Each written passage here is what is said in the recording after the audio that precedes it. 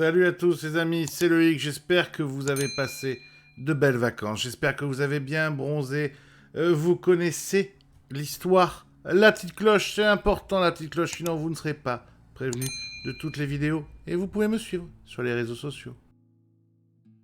Bonjour à tous, bonjour à toutes les amis, c'est Loïc, ravi de vous revoir dans le carré. J'espère que vous avez passé un bel été, j'espère que vous avez bien bronzé, oui, mais c'est l'heure de la rentrée, c'est l'heure de reparler de poker. Les séries sur PMU, sur Winamax et sur PokerStar arrivent dans quelques jours et moi, j'ai décidé de vous offrir un beau cadeau, un coaching gratuit avec deux des meilleurs coachs en place. Mais avant tout ça, bande annonce.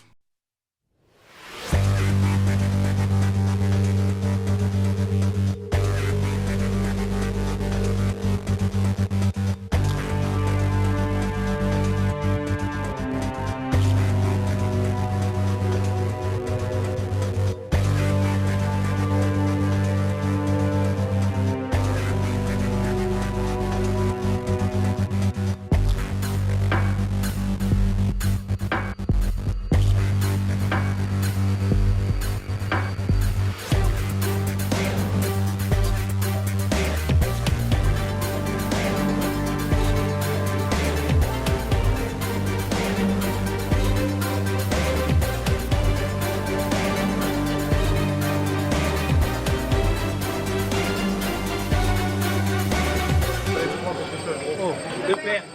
Oh oui, allez, allez.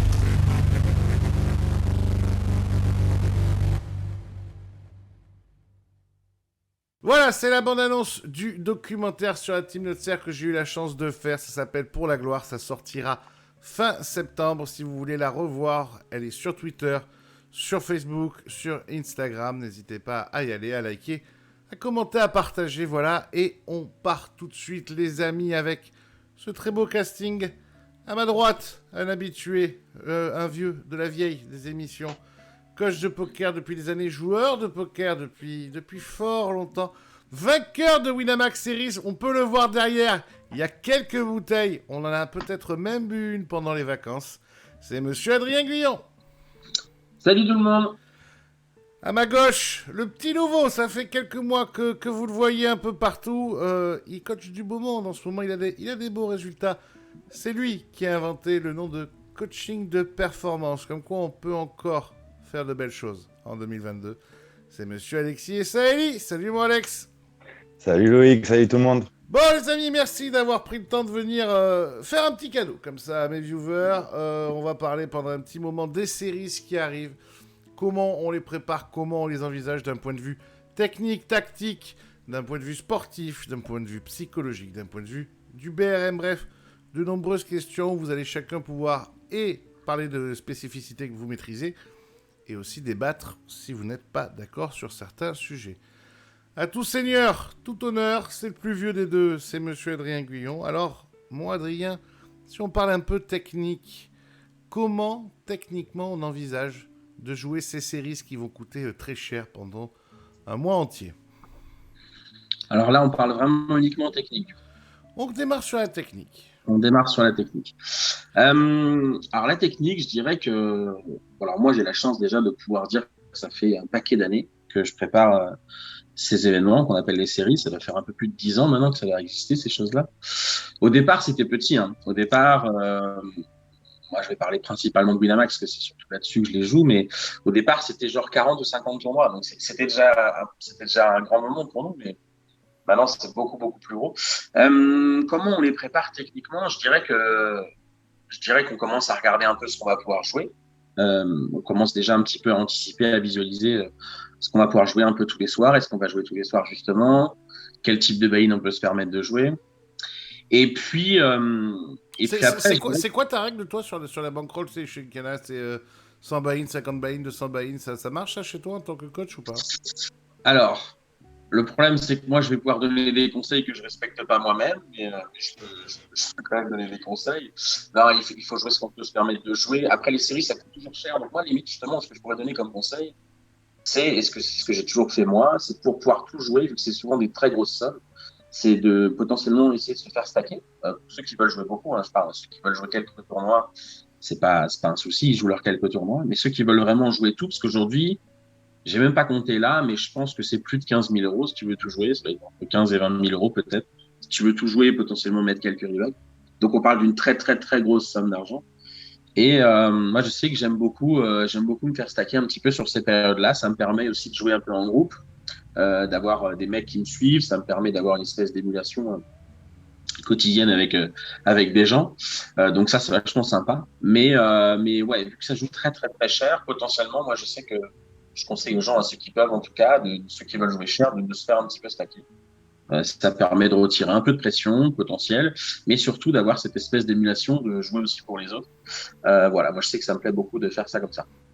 Est-ce qu'on doit, d'après toi, quand je parle d'un point de vue technique, essayer un petit peu de jouer au-dessus de son ABI moyenne? Alors, on pourrait appeler ça un petit peu des shots, justement, le fait qu'il y ait les séries, puisque effectivement, les potentiels gains sont énormes. Ça peut représenter des gains annuels, entre guillemets, ceux qui font un gros series. Pour un grinder de MTT normal, si t'en chiffres un, ça peut représenter plus ou moins des gains annuels, quoi. Clairement, des 20, 30, 40 000 euros sur des séries, ça peut représenter des gains annuels pour un grinder à buy-in moyen. Donc, donc oui, on pourrait appeler ça un petit peu des shots, parce qu'on peut jouer potentiellement un petit peu plus cher. Mais c'est toujours pareil, il faut jouer, faut pas perdre des sommes qui peuvent nous coûter notre année dernière, surtout l'année qui suit, surtout qu'il va y en avoir d'autres des séries, il y en a 3 ou 4 par an. Donc, donc voilà, mais on peut se permettre effectivement de faire des shots. Après, si on parle vraiment technique pure, ce que je voulais rentrer, c'est il faut vraiment visualiser le fait que il va y avoir une très grosse différence avec ce qu'on joue habituellement, c'est que les fils vont être beaucoup, beaucoup plus gros. Et ça veut dire qu'il faut se préparer à jouer longtemps. C'est vraiment des marathons. Et il faut pas essayer de gagner les tournois au début des tournois. Clairement, le but, c'est de deep run encore plus qu'habituellement. Et le but, c'est d'emmener vraiment les jetons plus loin et de se donner un maximum de chances de deep run. Après, la fin du tournoi, voilà, il faut avoir un jeu qui va jouer pour gagner, ou en tout cas faire des grands top 3 ou faire des TF. Mais c'est vraiment pas facile. Donc, il faut visualiser vraiment l'idée qu'il va y avoir beaucoup de gros fields. Et voilà, on va multi-tabler, on va jouer beaucoup de gros fields. Et voilà, il faut être patient et emmener les jetons le plus loin possible. On resserre son jeu? Je pense qu'il faut resserrer son jeu, notamment au début, parce qu'en plus, il y a encore une grosse masse de joueurs amateurs, des gens que les prize pools excitent. Donc, il y a encore plus, le jeu est encore plus gamble, notamment au début. Il y a encore plus de joueurs très moyens. Donc, on a moins besoin de faire le taf au début. Donc, oui, effectivement, au début, il faut jouer plutôt tight. Et c'est une fois qu'on a 10 points le tournoi, qu'on est vraiment dans le plus loin du tournoi, donc là, on peut se permettre de prendre des risques pour essayer de gagner ou en tout cas atteindre une table finale. Mais voilà, il faut vraiment visualiser l'idée que c'est des gros fields et aussi visualiser l'idée qu'il va y en avoir tous les jours. Et tous les jours, ça recommence. Et tous les jours, il faut être frais mentalement et prêt. Et moi, j'appelle un peu ça une guerre. Hein. Souvent, je dis ça aux gens, c'est la guerre, les séries, parce que ça dure 10 jours et il faut de nouveau être prêt le lendemain et être aussi frais que la veille, voire plus. Il ne faut pas être impacté par les potentiels mauvais résultats de la veille et se dire qu'il faut tout donner pendant 10 jours et je ferai la gueule ou je sourirai à la fin des 10 jours. Mais voilà, il faut être solide, bon jusqu'au bout. Et il faut aussi se dire qu'on peut avoir fait 9 jours compliqués et finir par en gagner un le dernier jour. C'est pour ça qu'il faut être encore prêt jusqu'au bout, jusqu'au bout, jusqu'au bout. Chaque tournoi peut faire la différence, tout simplement, puisque les prize pools sont très gros. Donc voilà, il faut être prêt mentalement à encaisser des dizaines, des centaines de bad beats, parce que c'est ce qui va arriver pour ceux qui jouent le plus. Mais sans être impacté et jusqu'au dernier tournoi, jusqu'à la dernière main. Et là, après, on fera les comptes, on fera le bilan et on pourra se dire si c'était compliqué, bien, beau, magnifique ou l'enfer. Est-ce que les séries, c'est avant tout quelque chose fait pour les pros, Adrien? Quand je dis fait pour les pros, c'est au sens, ben, comme tu dis, il va falloir faire beaucoup de tournois. Non, non, parce que t'es pas obligé de faire ça. Moi, c'est ce que je fais. Moi, tu me poses la question parce que moi, je suis un joueur pro et que du coup, il y a une grosse rentabilité et que les prize pools sont énormes et la masse de mauvais joueurs est grosse. Donc, c'est des tournois qui sont très intéressants. Mais moi, j'ai plein d'amis qui sont pas des joueurs pro, qui jouent les séries, sauf qu'au lieu de jouer 200 tournois comme moi sur Wina, ils vont en jouer 18. Ils vont en jouer 2 par soir ou 3-4 un soir, pas jouer pendant 2-3 jours. Et non, eux, ils veulent juste vibrer sur certains prize pools. Non, c'est pas fait pour les pros du tout. C'est fait pour rêver. C'est des tournois qui sont très très gros et qui peuvent changer une année, qui peuvent changer beaucoup de choses pour certaines personnes. Tu te rends compte que sur des tournois à 5 ou 10 balles, tu te retrouves à faire des gains potentiels à 10, 15, 20 000 euros. Donc là, on parle de transformation d'une pièce, d'un billet de 10 en 25 000 euros, ça fait quand même beaucoup d'argent. Donc non, ça fait surtout rêver. Et puis c'est l'opportunité. Tout le monde peut gagner un service. Donc non, c'est pas du tout fait que pour les pros.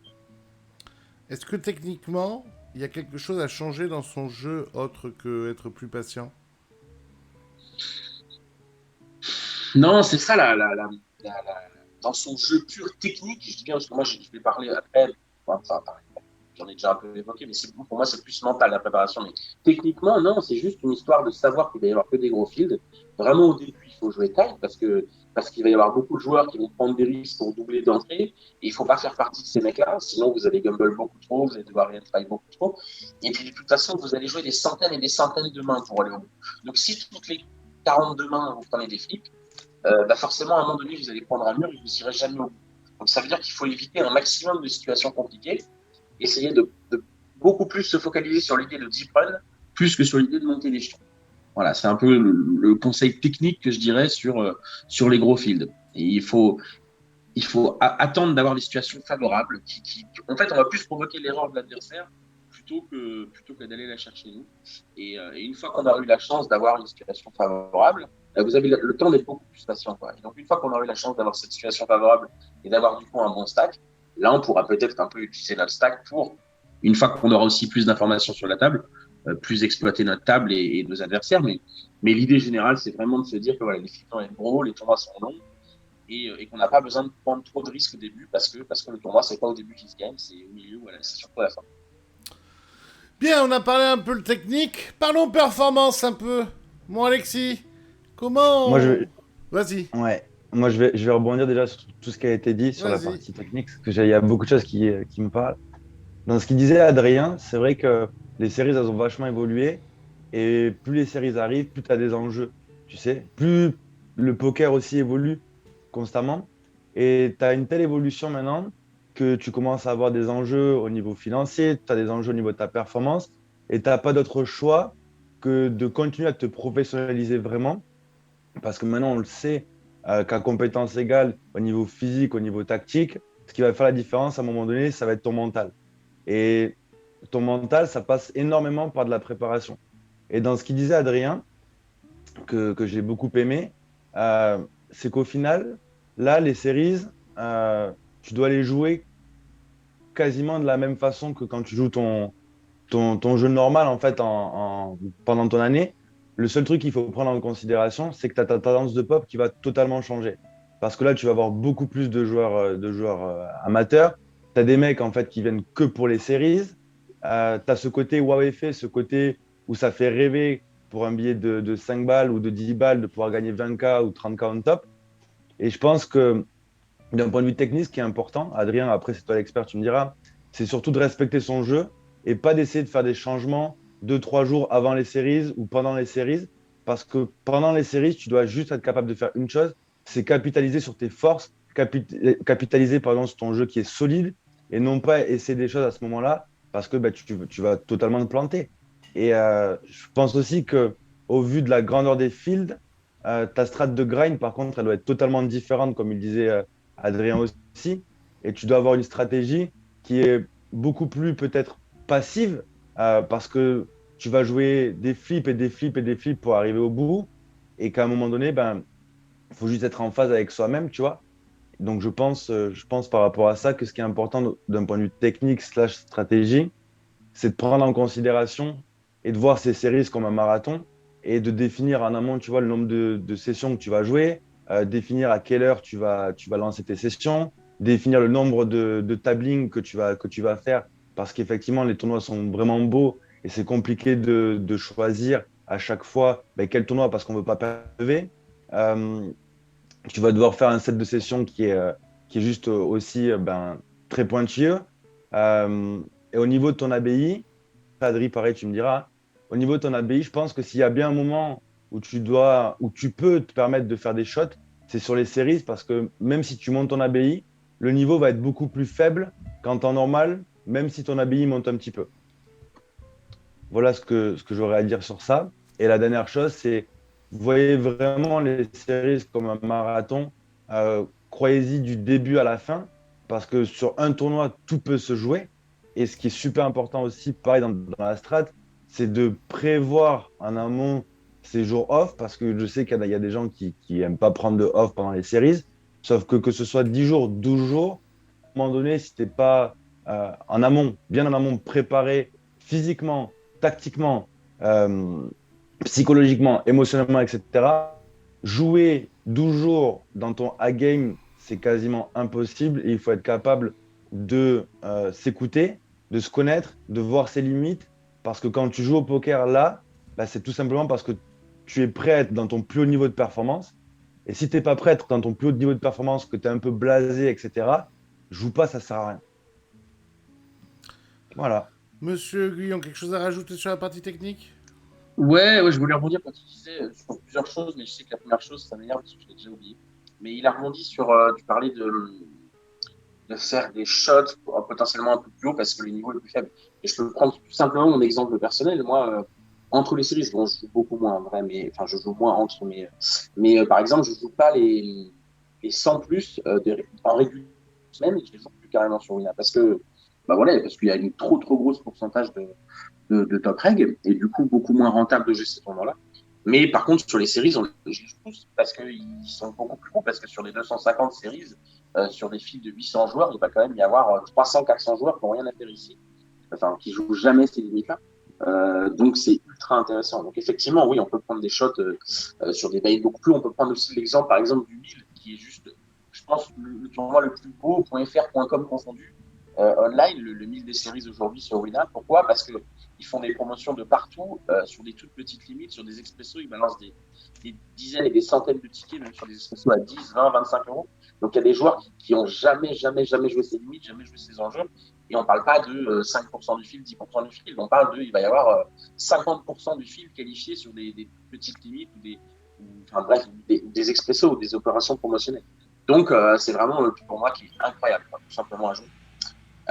Voilà, après, il avait dit d'autres choses, je vous dis, qui étaient extrêmement intéressantes. Mais après, moi, c'est surtout, c'est une préparation mentale, c'est tournoi après tournoi, c'est se focaliser sur. Voilà, il faut être prêt, comme je dis, au combat tous les jours. Et là où il faut être le plus fort, c'est ne pas être impacté par la session de la veille. Et ça, je sais que c'est extrêmement difficile pour la grande majorité des gens.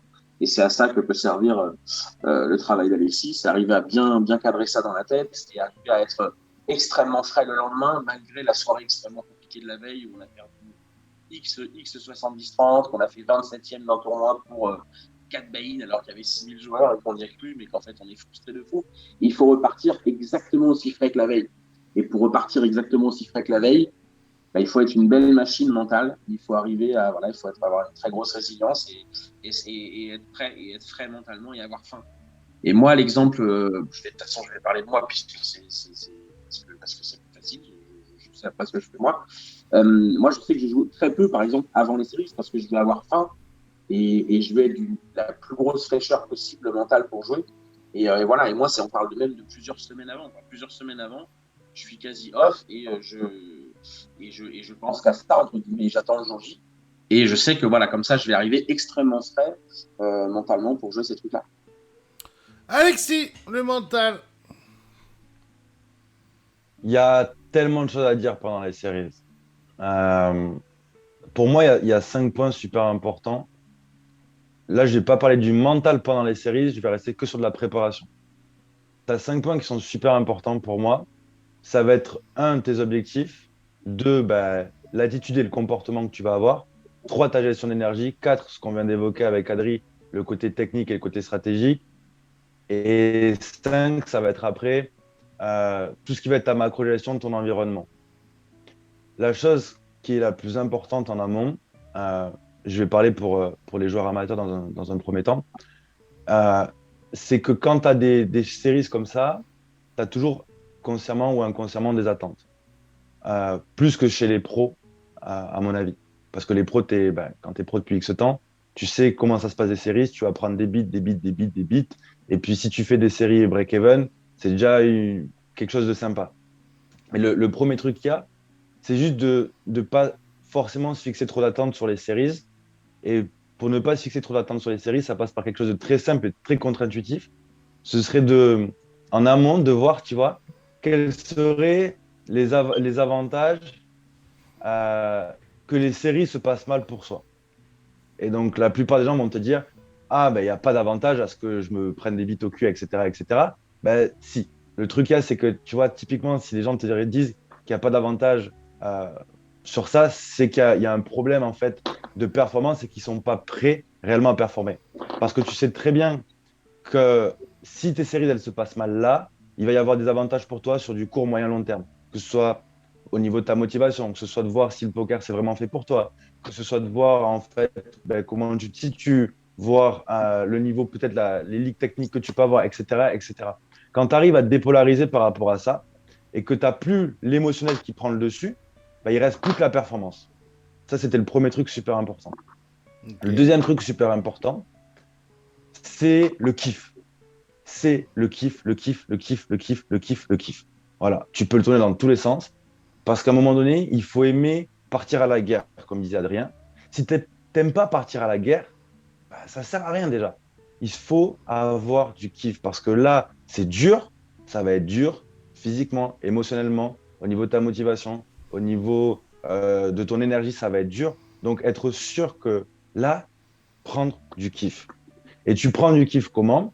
Ben, en étant juste connecté à toi-même, connecté à tes propres valeurs. C'est ce qu'on appelle la performance par le bien-être. Et quoi qu'il puisse arriver, rester focalisé sur le fait de putain, j'ai la chance de pouvoir jouer les séries, j'ai la chance de pouvoir être pro ou d'avoir de l'oseille en étant amateur pour pouvoir jouer ces séries. J'ai la chance de pouvoir me comparer peut-être au plus gros joueur FR actuellement. J'ai la chance de peut-être pouvoir gagner un séries, etc., etc. Donc faire tous les jours, booster son kiff, son kiff, son kiff, son kiff. Et ensuite, ce qui va être très, très, très important aussi, c'est le suivi tous les jours. Ce feedback et ce suivi. Parce que en fonction de la session de la veille, en fonction de ce qui a pu se passer, en fonction de comment on a dormi, en fonction de ce qu'on a mangé, etc., etc., à un moment donné, on ne va pas se lever avec la même énergie. Et la grosse erreur que la plupart des gens font, c'est faire tout le temps la même chose avec leurs habitudes, etc., etc., alors que ben, ton niveau d'énergie, il peut être différent, ton niveau de motivation, il peut être différent, ton niveau de kiff, il peut être différent à un moment donné. Donc, si tu fais tout le temps la même chose, ben, ça ne marchera pas forcément parce que tu n'es pas, toi, toujours dans le même état. Donc, comme je t'ai dit, un, se dépolariser, deux, kiff, kiff, kiff, kiff, kiff, trois, ce feedback instant pour savoir comment on est et pas hésiter à prendre des off ou mettre des actions de régénération en place ou aller rechercher dans ses why si on a des problèmes de motivation ou aller tout simplement prendre du temps pour soi, tu vois, avant les sessions ou après les sessions pour cool down ou pour warm up en se faisant masser ou qu'importe. Et puis après, le dernier truc rapide, c'est ses objectifs. Quand tu pars en guerre, là, tu es obligé d'avoir des objectifs. Tu es obligé d'avoir un plan de route. Si tu n'as pas un plan de route, tu vas te casser la gueule à un moment donné. Donc oui, des fois, on n'a pas tous les mêmes prédispositions d'un point de vue mental. Il y a des gens qui vont avoir besoin de le faire, il y a des gens qui n'ont pas besoin de le faire parce que on n'est pas tous égaux par rapport à ça. Maintenant, se poser un objectif pendant les séries, c'est pas un objectif de je veux gagner 6 tournois ou je veux gagner 50 000 euros, etc. Ça, c'est des objectifs qui ne sont pas à notre portée parce qu'ils ne dépendent pas que de nous. Tu ne peux pas contrôler la variance, tu ne pourras pas contrôler les flips, tu ne pourras pas contrôler les setups, etc. Se fixer des objectifs qui nous parlent à nous et dans lesquels on est 100% responsable.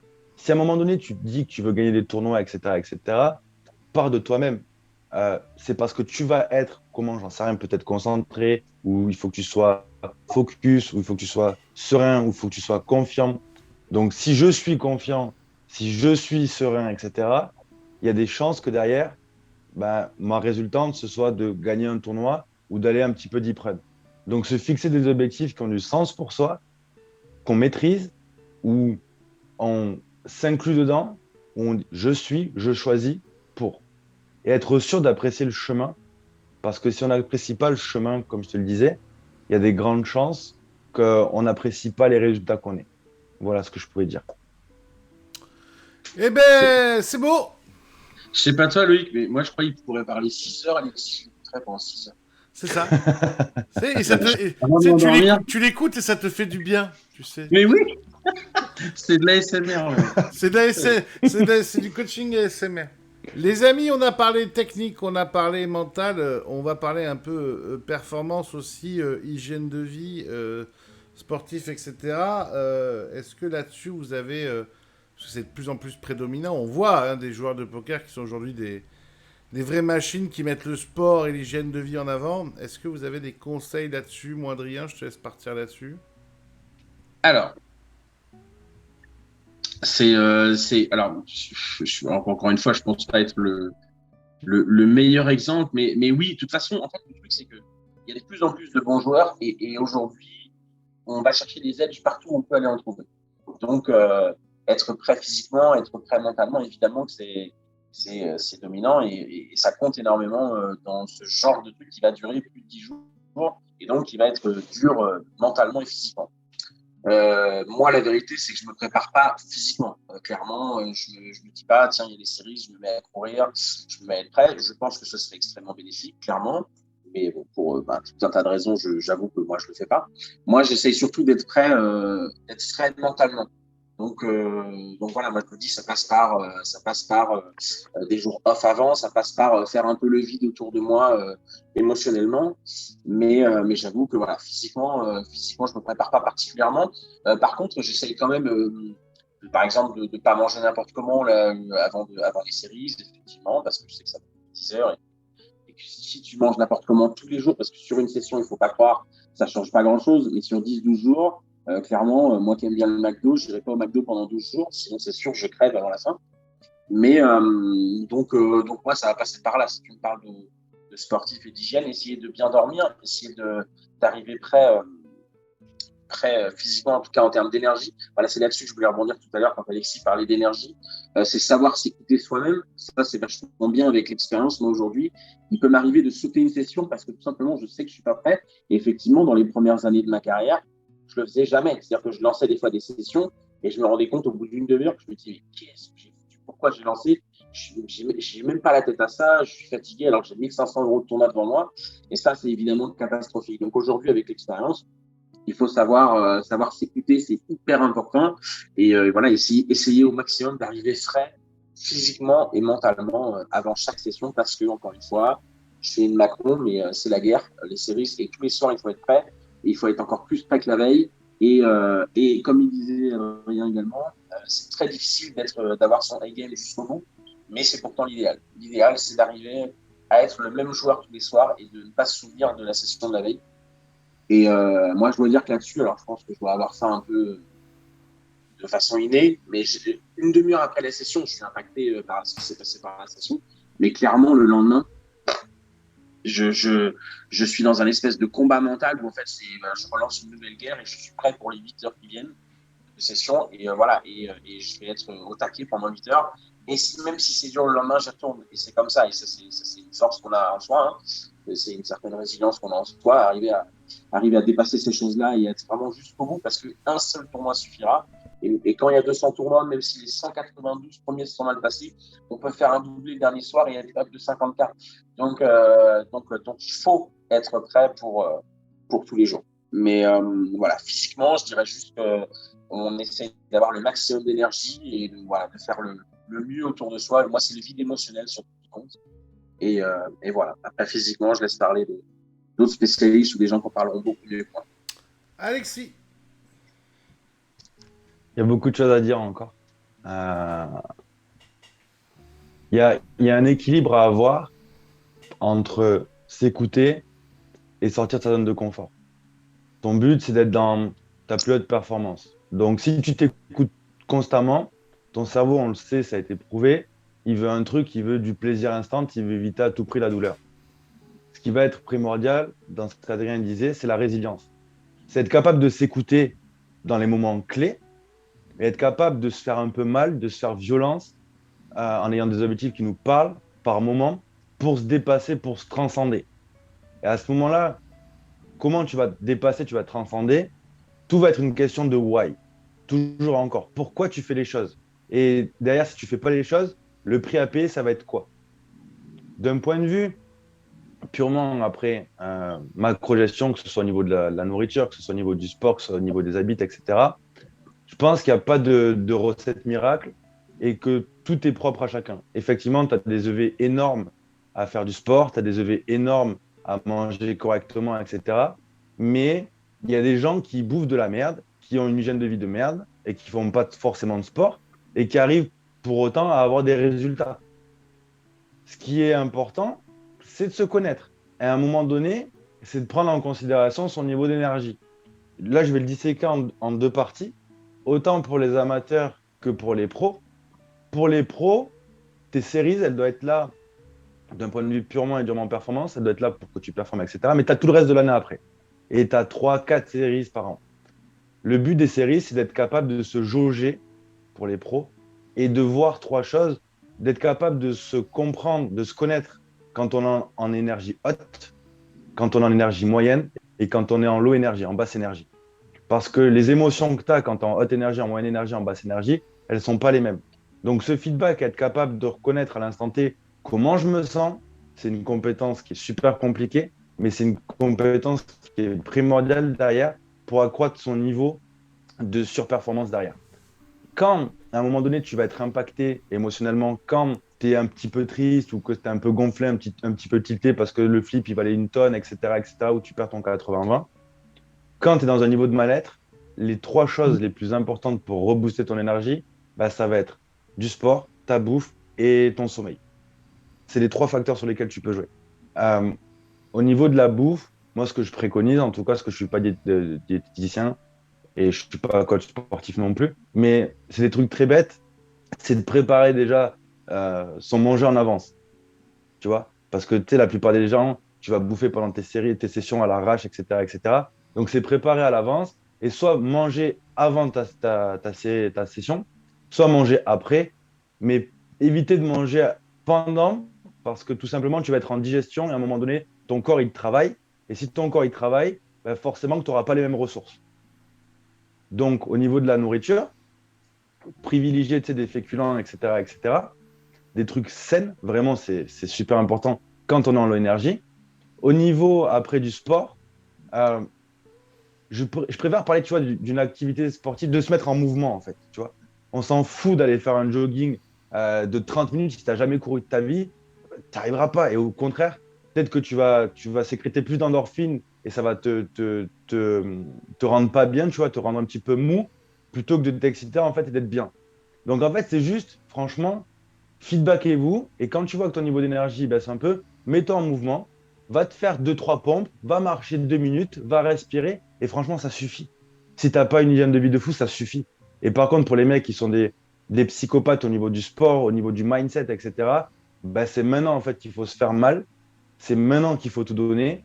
Mais c'est maintenant aussi qu'il faut jauger parce que ton énergie, tu en as besoin pour partir à la guerre et pour te prouver que tu es capable de pendant les séries. Adrien, tu coaches pendant les séries ou tu... Non, t'as pas le temps. T'as pas le temps de coacher à côté. Si, je coach un peu en journée. Mais tu vois, tout à l'heure, je parlais de redescendre en termes d'émotion, tout ça. Bah, moi, ça me permet aussi de. Tu vois, je m'évade un peu en journée. Donc, si je donne une heure ou deux tours en journée, ça me fait pas de mal. Tu vois, Adrien disait, Alexis, pardon, disait à Ça fait l'instant. 2 fois que tu parles de toi à la troisième personne, hein. Et... Ah, c'est chaud. Alexis disait que voilà, le sport, c'est pas forcément les courir 30 minutes. Mais c'est vrai que moi, je l'ai pas évoqué, mais c'est vrai que moi, j'aime bien, par exemple, aller marcher. Ouais. Effectivement, je vais me balader souvent, je vais au bord de l'eau. Je sais que, voilà, encore une fois, ça me permet voilà, de redescendre, de faire le vide et tranquillement de marcher, ça m'apaise. Et avant d'aller au combat, c'est vrai que ça, je fais souvent ça. Mais si, en journée, je te dis, j'essaie de faire des choses justement qui font que je suis pas déjà dans ma session trop tôt, parce que sinon, on gaspille de l'énergie. Donc, moi, j'essaye, voilà. Et dernière chose qui n'a un peu rien à voir, moi, je sais que en termes de. Moi, ce que je cherche dans les séries aussi, c'est aller chercher des émotions. Moi, c'est aussi pour ça, tout simplement, que je fais du poker et plein d'autres trucs. Et du coup, ça, c'est important. C'est un facteur important. Dans mes objectifs, moi, c'est principalement d'aller chercher des émotions fortes. Et voilà, ça, c'est quelque chose que j'avais envie d'évoquer parce que je ne l'avais pas dit précédemment. Et tu vois, dans ce qu'il dit Adri aussi, ce qui est bien, c'est que la plupart des gens, ils vont te dire que pendant les séries, tu dois pas faire de coaching technique, etc. Ou à l'époque, j'étais d'accord avec ça, tu vois. Je dis la vérité, j'étais d'accord avec ça. Parce que c'est pas là que tu dois faire des modifications sur ton jeu, etc.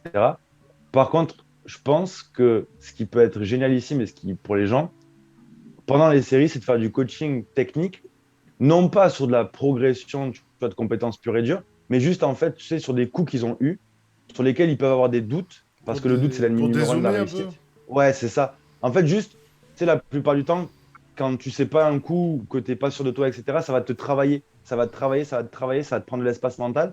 Et juste le fait de pouvoir demander si ton spot il est bon et d'avoir en face un feedback, de te dire, bah, en fait, oui, il est bon pour telle raison ou non, il n'est pas bon pour telle raison, bah, ça va te permettre, toi, de passer à autre chose et ça va te permettre de reprendre confiance, tu vois, plutôt que de tourner en boucle sur, ah putain, est-ce que j'ai bien joué? Demander à Pierre, Paul, Jacques, chacun donne son feedback. Non, tu demandes à un professionnel où c'est son métier, il va te donner une réponse claire et derrière, toi, tu peux passer à autre chose.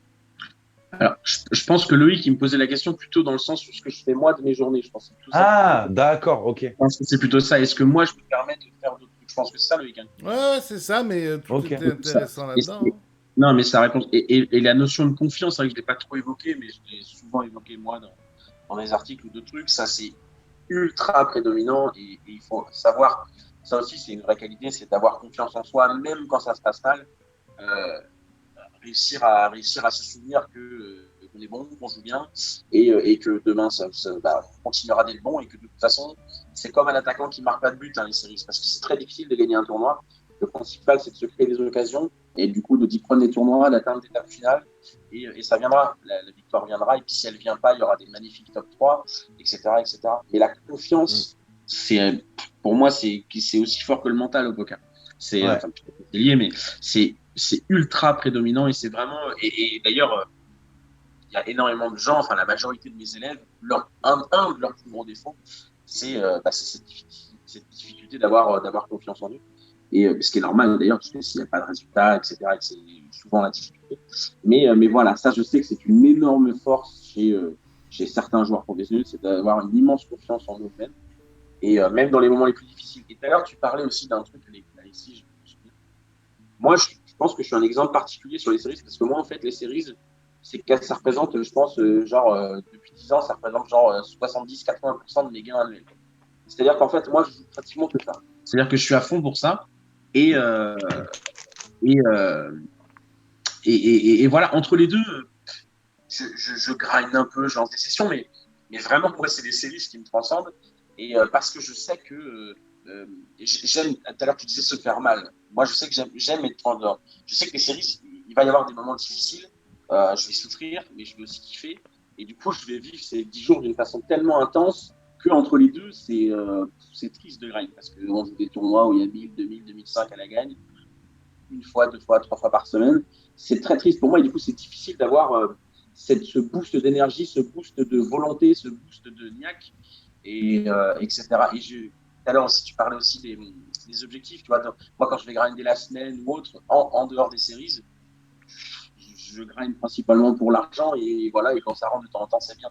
Mais quand il y a les séries, je sais que j'ai un boost de tout ça. J'ai un boost de volonté, d'énergie, d'ambition. Et c'est que moi, ça a toujours été, et depuis maintenant un paquet d'années, les moments clés de mes années parce que c'est là où je donne tout en fait. Et je le sens, hein. Moi je me transforme quand les séries arrivent. Vraiment, je sens vraiment une immense différence entre même des sessions du dimanche. Voilà, les séries, moi c'est un truc. Les jours d'avant, je joue pas. D'ailleurs, j'ai une dépression moi, après les séries. Je joue plus pendant des semaines parce que je retrouverai pas 20% de l'émotion que je vais avoir pendant les sessions de séries.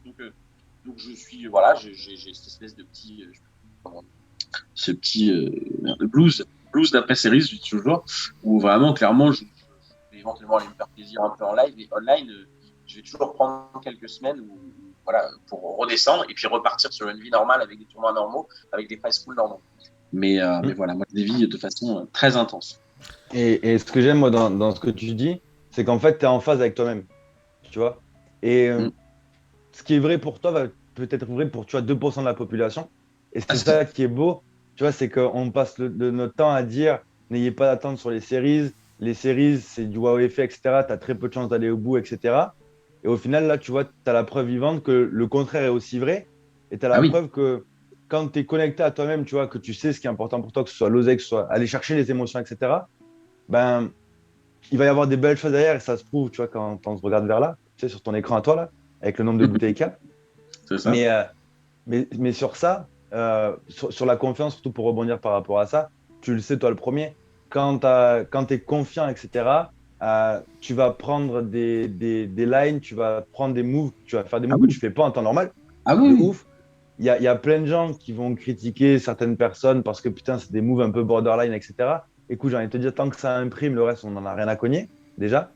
Et après, au niveau de la confiance pure et dure, je pense que tu vois, il y a un petit peu comme au football deux écoles, l'école Guardiola et l'école Mourinho. Quand tu es en series, bah, tu dois être, entre guillemets, l'école un petit peu Guardiola, parce que tu as deux façons totalement de voir les choses. C'est soit, un, ben, tu capitalises sur tes forces, c'est un premier aspect de la performance, soit sinon, tu fais en sorte que tes faiblesses ben, soient moins des faiblesses, et donc du coup, ben, tu essayes que tes faiblesses se rapprochent le plus possible en fait, de tes forces. Et là, pendant les séries, en l'occurrence, il faut être de l'école de je capitalise sur mes forces. Point barre. Le reste, c'est plus tard. Clairement. Clairement. Et ouais, non, mais moi, je vois tes paroles. Et clairement, moi, je le sens que. Mais je capitalise sur mes forces, effectivement. Et je sens que moi, ce qui fait vraiment la différence, c'est cette capacité à, même dans la difficulté, à être encore plus fort. Je sais que ça, il y a Pierre aussi qui évoquait souvent ça, Pierre Calamusa, dans ses interviews il y a quelques temps. Il parlait que des moments où il se broquait, tout ça. Et moi, je sais que les moments où je suis plus dans le dur, c'est là où je me sens le plus fort parce que justement, cette volonté de me battre, elle fait que ça décuple totalement toutes mes forces. Et voilà. Et du coup, les séries, c'est un bon exemple parce que je le prends comme ça, même si je suis pas en difficulté avant de commencer les séries, je me mets un peu dans cette émotion-là et je me dis, vas-y, tu sais quoi, voilà, tu as 12 jours, il va y avoir X centaines de tournois et voilà, je sais que moi, mes compétences vont être effectivement, je vais utiliser vraiment mes plus grosses forces pour faire la différence et je sais que ça a quasiment toujours fonctionné. Et je sais que c'est même surprenant, mais je fais vraiment des différences par rapport à des mecs qui sont évidemment meilleurs que moi techniquement et j'entends tellement de mecs, encore récemment, sans citer de nom, de mecs qui me disent, bah moi déjà quand je fais even sur les séries, je suis content. Et moi je me dis, mais putain, je suis un extraterrestre, parce que moi je gagne genre 9 fois sur 10 sur les séries, c'est extrêmement rare que je perde. Je sais à qui tu as dit ça, et je sais que nous étions dans une piscine en train de boire une pina colada quand tu parlais de ça. Exactement. Mais il n'y avait pas que lui. Il y avait pas que lui. Et voilà, je sais que je connais beaucoup de joueurs que j'estime et qui sont très probablement meilleurs que moi sur énormément d'aspects du jeu, qui sont souvent en difficulté. Et j'avoue, ne pas trop comprendre parce qu'il y a tellement de tournois, tellement de jeux. Le jeu est tellement potentiellement plus facile, en tout cas au début, au milieu des tournois, que je suis surpris d'avoir tous ces mecs-là qui sont forts. Et je sais que je pense que c'est cette capacité mentale et cette volonté. Moi, je sais que j'ai besoin de volonté aujourd'hui pour jouer au poker. Si je suis moyennement motivé, je serai à mon C-game. Et c'est pour ça que je focalise maintenant aujourd'hui mon grind quasiment principalement sur les sessions et sur les séries. Les amis, on a un peu dérivé. On va finir cette vidéo. Mon Alexis, toi, évidemment, tu vas coacher à fond la caisse pendant les séries. Tes dizaines de joueurs. Tu proposes un petit truc là très très sympa justement pour préparer les séries. Tu nous en touches deux mots avant qu'on conclue Ouais. cette vidéo. Mardi 30 à 20h, on va faire, ma société et moi à présent, on organise un webinaire où vous aurez toutes les informations sur ma page Instagram. On organise un webinaire pour préparer les séries avec tout ce qu'on vient d'évoquer, mais de façon beaucoup plus précise. On le fait mardi, pourquoi? Parce que derrière, après, il va rester 4 gros jours pour se préparer, où on va parler technique rapidement, on va parler environnement, macro-gestion, mental, CY, etc., etc. Donc, je vous invite si vous êtes intéressé, à venir sur la page Insta après et m'envoyer un petit DM parce que ça a une V énormissime. Très bien, les amis. Donc, allez-y, on vous le conseille. Pour conclure, en une phrase, deux maximum chacun, si vous deviez donner un conseil, un seul. Je l'ai en un mot, moi. Vas-y. Kiff. Ok. Adrien. Non. Moi, je vais En utiliser 6 le lettres. non, mais oui. Alors, un mot également. Alors, c'est le même, c'est le plaisir et volonté, force, mentale, abnégation et et voilà. Et surtout, je vous dis, pour moi, le plus important, c'est de ne pas lâcher jour après jour. Et on s'en fout que la veille c'était compliqué. Il faut absolument repartir frais également le lendemain. Moi, je vois trop de gens qui sont impactés par les sessions d'avant, qui à la moitié des séries sont tellement dans le noir qu'en fait, ils commencent leur session à 20h et à 20h11, ils sont déjà en titre. Au premier flip qu'ils ont perdu, ils sont déjà en titre. Et on sait déjà que là, par un miracle, ils vont encore la perdre cette session. Et la vraie difficulté des séries, c'est d'arriver à être continuellement frais et chaque fois. Et c'est là-dessus, je pense que c'est vraiment là-dessus qu'on peut faire la différence.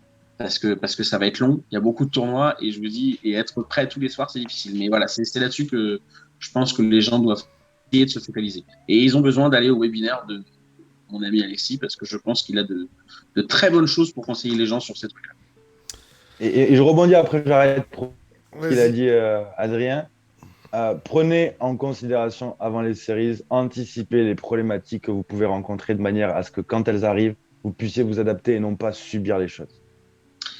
Ouais, c'est ce que j'appelle moi la visualisation. C'est vrai, je ne l'ai pas placé, mais je voulais en parler. Et effectivement, c'est ça, c'est prendre en compte qu'il va y avoir plus de 10 jours de tournoi, prendre en compte que potentiellement le troisième jour, ça va être difficile, prendre en compte les éventuelles pertes financières et anticiper les choses. S'il y a bien une chose que j'ai appris d'ailleurs dans mon année chez Winamax, c'est ça, c'est visualiser les choses, anticiper les choses, penser aux choses qui vont arriver. Et vous serez toujours beaucoup plus prêt si vous y avez pensé avant que si vous allez moins les subir, beaucoup moins les Ouais. subir si vous pensez aux difficultés. De toute façon, il y aura des difficultés. C'est impossible d'avoir des séries tout droit. On va jamais en gagner un par soir. On aura forcément un soir, 2 soirs, 5 tournois de suite qui vont extrêmement mal se passer.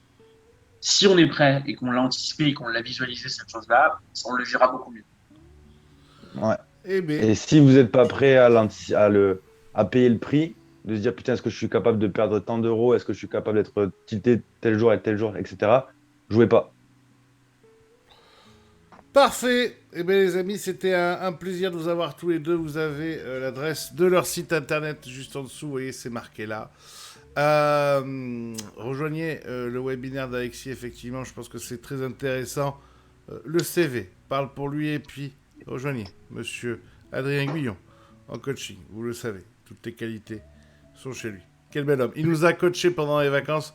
Je peux vous dire qu'une fois qu'on est parti jouer en live ensemble le week-end d'après, on a surperformé au bar. Au bar. J'attendais la chute, tu sais, de sa connerie là. Au bar. Oui, c'était parti de connerie. Mais il nous a bien coaché. Il nous a, on était en vacances ensemble. Il a passé des soirées à nous expliquer des choses très intéressantes. Très intéressantes. Et après, on a joué en Oma, lui et moi, en direct. On a vu des choses pas bien. Ne faites pas des carrés de 3. Si je retrouve l'autre enculé qui m'a fait ça, ça va saigner. Merci à tous de nous avoir suivis. J'espère que leurs conseils vous auront aidé. Faites attention à votre argent. Évidemment, ne jouez pas plus que ce que vous ne pouvez vous permettre. Ça doit rester avant tout un plaisir, une passion et un jeu. Et puis, si vous êtes un joueur professionnel, bonne chance à vous. C'est le moment de faire du pognon. On se retrouve très très vite dans le carré. Ciao, ciao, ciao! Saluté!